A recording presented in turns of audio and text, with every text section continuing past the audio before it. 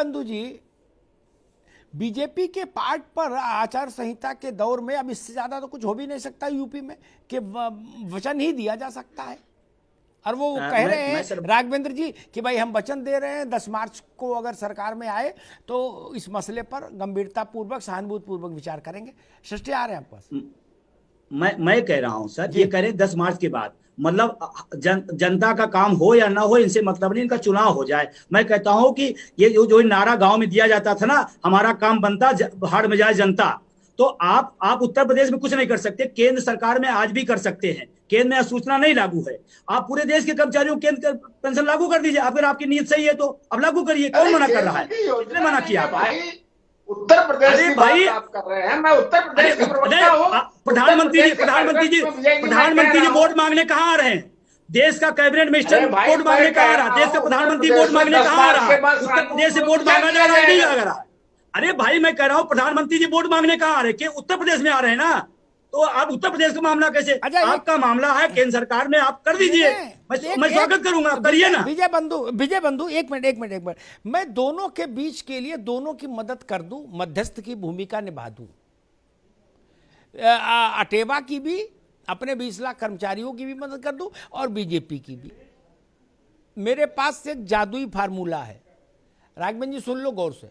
क्या ये भी खुश, आप भी खुश, सब जय जय हो जाएगी। क्या होली यूपी में भी मन जाएगी?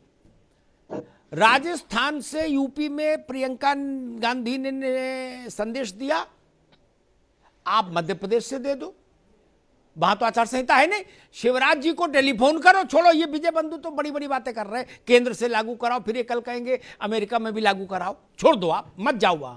ठीक, आप राजस्थान शिवराज भाई को फोन करो और कहो मामा कल सुबेरे 11 बजे तक इस लफड़े को निपटाओ, खबर आ जाएगी कि 11:15 ही उत्तर प्रदेश में। क्या फिर तो होली मनने दो, संकट मिटे। सुन लो, सुन, संकट, अरे रुको भाई, संकट मिटे कटे सब पीरा। राघवेंद्र जी इसमें तो कोई लोचा नहीं, सस्ता सुंदर सरल उपाय बता दिया, अब कोई उंगली भी नहीं उठा सकता।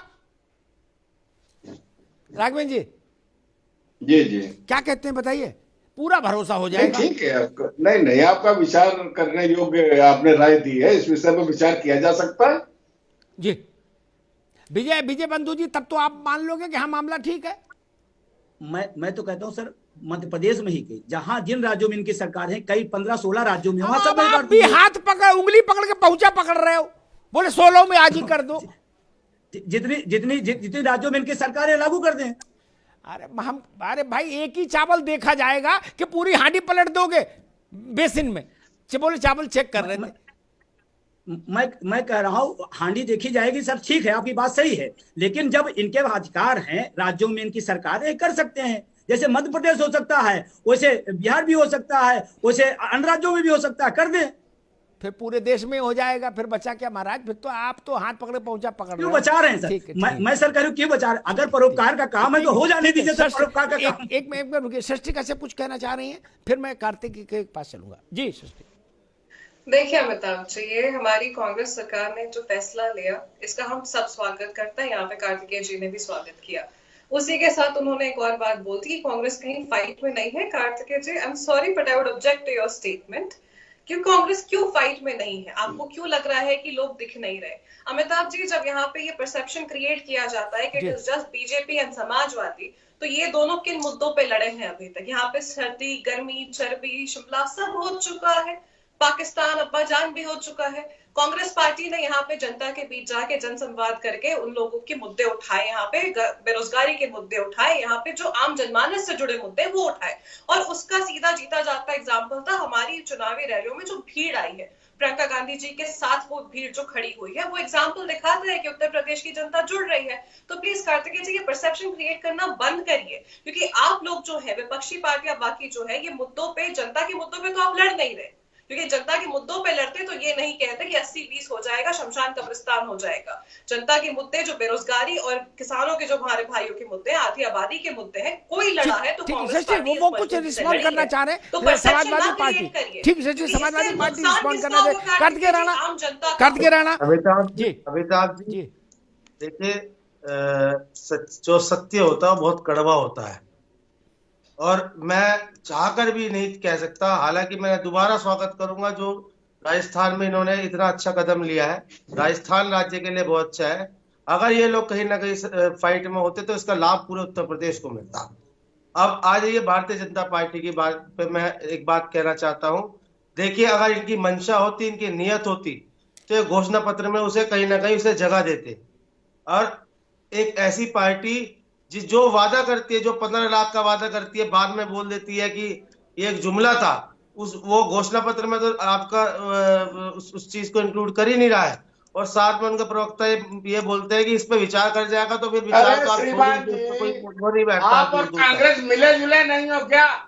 और अखिलेश यादव और आप और लोग प्रत्याशी के सामने और कांग्रेस के इनका पिछले प्रत्याशी क्यों 5 नहीं साल खड़े का जो हुए? मिसमैनेजमेंट है पूरे आप ये प्रदेश में देखा है। बताइए किसानों की क्या कि अखिलेश अवस्था है, यादव के सामने किसानों के कांग्रेस ऊपर के इन लोगों ने प्रत्याशी क्यों गाड़ी नहीं खड़े चलाई है, हुए? कितनी कस्टोडियल डेथ अरे हुई है, और स्मार्ट सिटी के नाम पे कितना कितना पैसे गबन हुआ है, कितना कितना कितना भ्रष्टाचार हुआ है, वो हमें आप नगर निगमों में जाके देखिए उत्तर प्रदेश के। अरे कार्तिकेय तो जी, आपके तो समय क्या होता था पता है इनकी क्या? बात पे बताऊं इनकी बात पे आपको, पूरा पूरा आप लोगों ने देश, कितने और घपले घोटाले किए चूंकि हैं? उत्तर प्रदेश में चुनाव आप लोगों चल के रहा है, समय उत्तर प्रदेश सरकारी सुरक्षित था क्या? सरकारी कर्मचारी और प्रदेश की जनता कोई विश्वास नहीं करती है। ये लोग वे लोग हैं जो 15 लाख का वादा करते हैं, बाद में ठीक 5 किलो राशन में हमारी जनता को बेवकूफ बनाते ठीक, हैं। राघवेंद्र राघवेंद्र और जी, राघवेंद्र जी और कांग्रेस की प्रवक्ता बैठी है, उनका मैं दोबारा माफी चाहूंगा।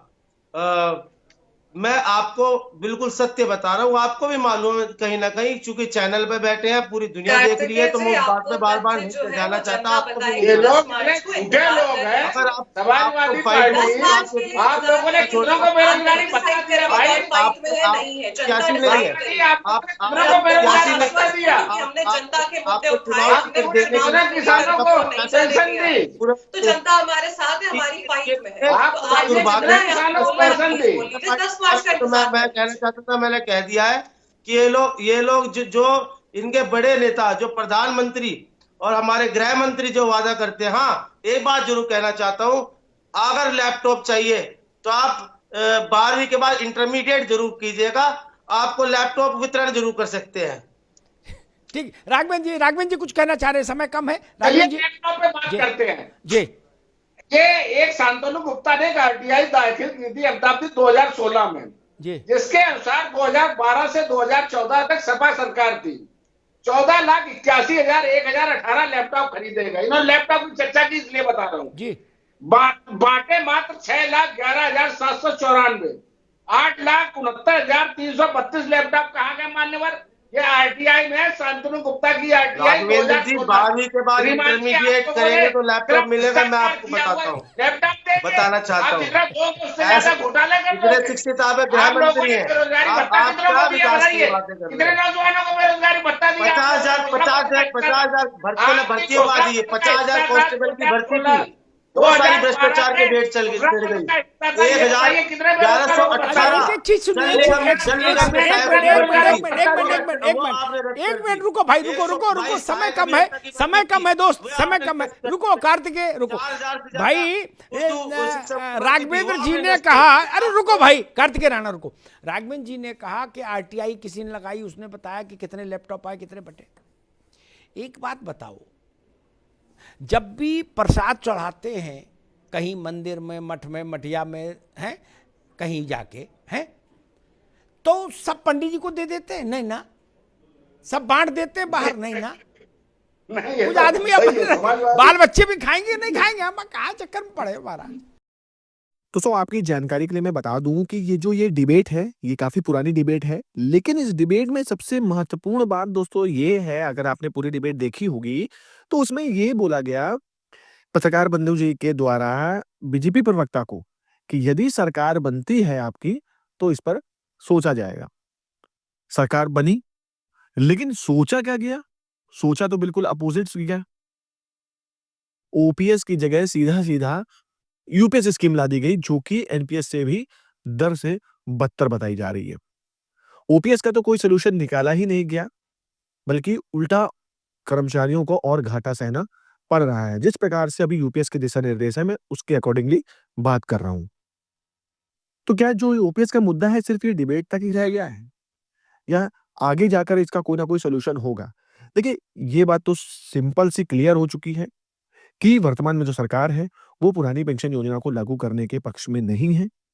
बात करें अदर सरकारों की, तो फिलहाल अभी जो अदर सरकार है, वो भी राज करके गए हैं भारत में, 10 साल करके गए हैं, कि कोई ने 5 साल किया है, लेकिन किसी ने भी पुरानी पेंशन योजना को लागू करना तो छोड़िए, उसका ज़िक्र तक नहीं किया। अभी आलम ये है कि जिन 2-3 राज्यों में कांग्रेस की सरकार है, वहाँ पुरानी पेंशन योजना लागू है, लेकिन ये कहा नहीं जा सकता कि अगर केंद्र में भी कांग्रेस सरकार आ जाएगी, तो पुरानी पेंशन योजना लागू हो जाएगी। ये भी बिल्कुल नहीं कहा जा सकता, और अगर लागू करने का मूड होता, तो दोस्तों वो ज 10 साल यहाँ पर सेवा करके गए हैं, वो उस टाइम ही लागू हो जाता। जैसे विजय कुमार बंधु जी ने देखिए कितना स्पष्ट तौर पे बोला है, और वो इस चीज़ में अड़िग हैं। वो सिर्फ़ उत्तर प्रदेश की पुरानी पेंशन योजना को लागू करने के पक्ष में नहीं, बल्कि केंद्र में, पूरे भारत में जहाँ-जहाँ भाजपा की सरकार है, उन्होंने उनसे बोला है कि आप पूरे देश में पुरानी पेंशन योजना लागू कीजिए। सिर्फ एक राज्य में लागू करने से कोई फ़ायदा नहीं है। लड़ाई जो है ये सारे कर्मचारियों के लिए है, ना कि सिर्फ उत्तर प्रदेश में कार्य करने वाले कर्मचारियों के लिए है। तो आप इससे अंदाज़ा लगा सकते हैं कि जो व्यक्ति अपना स्वार्थ ना देख के पूरे कर्मचारियों का भला देख रहा है, तो वो गलत नहीं हो सकता है, जहाँ तक मेरा मानना है। बाकी राय सबकी अलग-अलग होती है, सोच सबकी अलग-अलग होती है। तो फिलहाल खबर यही थी। ये मेरे द्वारा अपलोड किया गया वीडियो अगर आपको अच्छा लगा है, तो प्लीज़ वीडियो को लाइक करिए, शेयर कीजिए, कमेंट करिए। मिलते हैं अगली वीडियो में, तब तक के लिए जय हिंद।